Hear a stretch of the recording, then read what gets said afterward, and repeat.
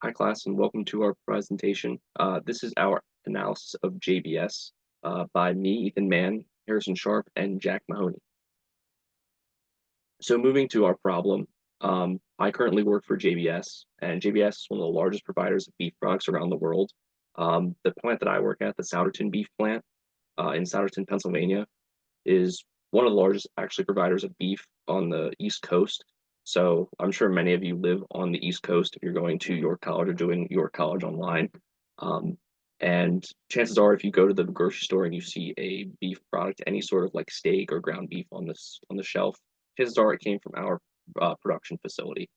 Um, but JBS as a whole is a global company that is growing rapidly and acquires new brands and production facilities every year.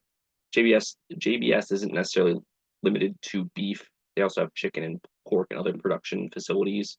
But for this analysis, we'll just be focusing on the beef side of the company. And while they are a global company and very large, the increased cost of cattle and wages has slowed the growth of the company as a whole. And over the last couple of years, with inflation stuff, they've transitioned into mostly focusing on profitability rather than growth. And because of this, they've been penny pinching and neglected much needed upgrades to a production system. However, this isn't necessarily a just JBS thing. This is just kind of like an industry thing. And they just tend to sort of utilize obsolete technology for a long period of time and are very hesitant to change things that don't necessarily need to be changed. They'd rather just kind of fix things that already work instead of optimizing and upgrading things. Because of this, JBS executives are going to require solid proof and data to make any large changes to their production methods or software. So moving on to our goals. So obviously our goals are to prove that the JBS production line is obsolete and does need an upgrade. We need to show how the introduction of newer technologies and spending optimizations can improve the efficiency at JBS. We need to collect useful data from JBS databases, obviously. We need to complete a SWOT analysis, complete a multiple linear regression analysis, display information and findings of the analysis in an easy and understandable format for the project. Obviously, we want the executives to be able to look at our data and be able to understand where we're coming from and see how we can change our current systems to make them better and give recommendations on how efficiencies exactly can be improved. So moving on to our synthesis of our literature review. So combining the insights from Alvarez et al. And Bang et al. It provides a competitive strategy for optimizing operations at JBS. So what they're basically suggesting is employing a mixed linear programming models to optimize profit and minimize shortages based on demand in the meat packing plants. As well as this model considers various factors such as raw materials, availability, product yield, and inventory levels. However, from the other side of it, they emphasize an integration of modern optimization methods such as the decision support systems or DSS. Both systems offer real-time updates and can be made combining mathematical methods with current data and insights. So from this, we can choose two different models. So flexible model and an asset model is key to maintaining and updating variables at an integrated and newer model technology. And because of this, seamless transition into the future of tech while maintaining a decision model. So basically from this, we can see that the models that fit multiple linear regression analysis, the models that fit this are multiple linear regression and SWOT analysis. Multiple linear regression allows us to maximize profits and minimize shortages by analyzing current week-to-week statistics. The SWOT model emphasizes strengths, weaknesses, opportunities, and threats, better integrate new models, new ideas, models, and technology based on the analysis. For our analysis of JBS, we collected 6 main data types seen here in the table: cattle expense, supply costs, weekly sales, maintenance, downtime, terminations, and yield. The reason we collected these six specifically was we wanted to collect three that were more market related in terms of the market having an effect on them. Cattle expense, supply costs, and weekly sales are not always readily controllable by the company and can be dictated by outside sources and outside prices. Whereas maintenance, downtime, terminations, and yield are all directly company based on company performance and how their production plants are operated and run. You can see, based on some just general initial observations on the right here, the weekly sales versus cattle expense and supply cost line graphs.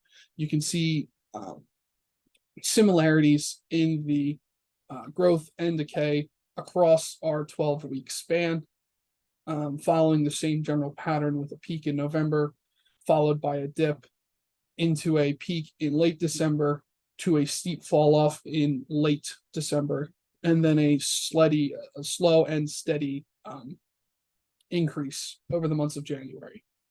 Occur for maintenance, terminations, and yield. There is not a easily identifiable relation at this point. Just looking at the data here, we will go further in depth later. For our first analysis, we elected to use SWOT. We elected to do a qualitative and a quantitative analysis of the company to better produce an analysis and a result.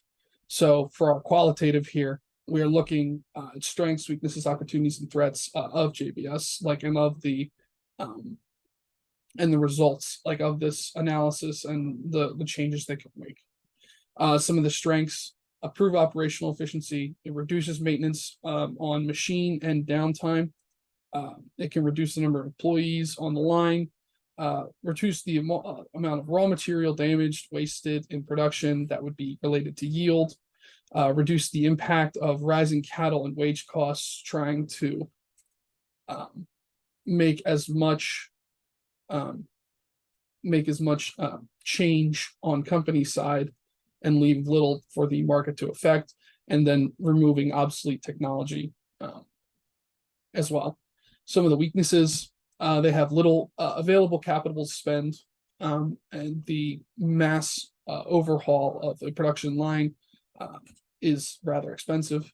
It needs to be implemented at every JBS beef facility to increase production at every one of them, but also have a standard production across all of them. Additional training may be required to operate the new machines, which could reduce effectiveness of the workers, as they may have to go through training and operations, which could in turn actually increase the number of production line employees or increase the amount of maintenance that may need to be done. Hesitation to change functioning production methods is the other part. By changing and going away from a time and tested production method to an untested one, you have a certain amount of time, could be weeks, months, where you're trying to settle in to how everything will function, which can cause variations in all of the aforementioned areas. Some opportunities from this: they can further expand their operations, becoming more active. It can increase their daily production amount and lead to potential savings on not only production costs, but employee costs. It can also increase profitability. So the opportunities basically include making more money and saving money at the same time. This allows opportunity for the company to grow and expand in the future. And then some threats, obviously, of this: it could take budgets away from other departments. A massive line overhaul means an extensive amount of spending, which could lead to budget cuts. Debt, if loans are needed for new machinery, again, can lead to reduced efficiency in other areas of the company, leading to a net loss or a net barely positive. And then there's also no guarantee on a timeline for any of this efficiency improvement. Okay, so build off of what Harrison and Ethan talked about, um, here is our multiple linear regression that we did. I can't find a good spot for my screen recorder or my webcam. But so first I'll talk about here the cattle expenses and the supply costs. So these showed a very, very strong relationship with the almost 1 for the multiple R number and also a very high R squared number, meaning that the data has an extremely high correlation and they're very related, versus the terminations and maintenance downtime versus the yield and the predicted yield. So still had a strong correlation of 0.7 for the multiple R, but where it really falls off is in the R squared and the adjusted R squared value, where it drops below 0.5. So basically this just tells us that for predictive analysis and stuff, this data shouldn't be used for that. But that doesn't mean that this data should not be used at all. So because of this less strong correlation, we determined that we shouldn't focus directly on mitigating terminations or downtime directly, but that doesn't mean that decreasing these numbers wouldn't be beneficial. So because of this strong correlation of expenses to costs, so basically meaning when JBS spends more, they make more, we should focus on minimizing the yield, or maximizing the yield, which is currently at an average of 76.4% right now. Even if we could find a way to increase that number to about 80%, the profits and the increase in sales would be in the tens of thousands. So some ways we could do that is doing an asset analysis or an asset inventory. So we determine what do we have, what are we spending money on that we don't need to be spending money on. So you're spending less, you're wasting less, and you're profiting more.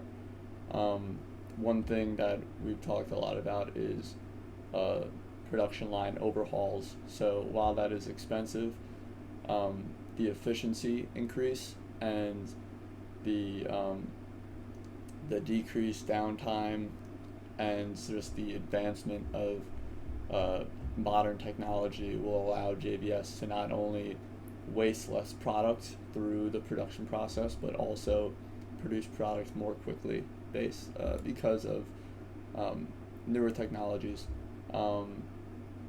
And we can use some of the data down here, like maintenance downtime, not to, we could use it as an indicator.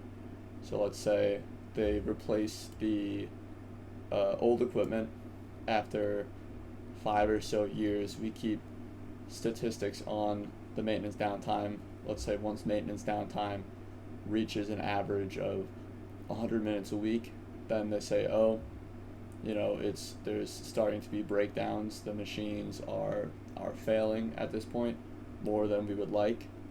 Then it's time to spend the money and revamp the system to further increase efficiency and advance with technology. So the initial findings, here we have basically what I talked about, how we should focus on the sales data and increasing the yield. Once that yield is increased, the profits will come with that. Our recommendations, what I talked about as well,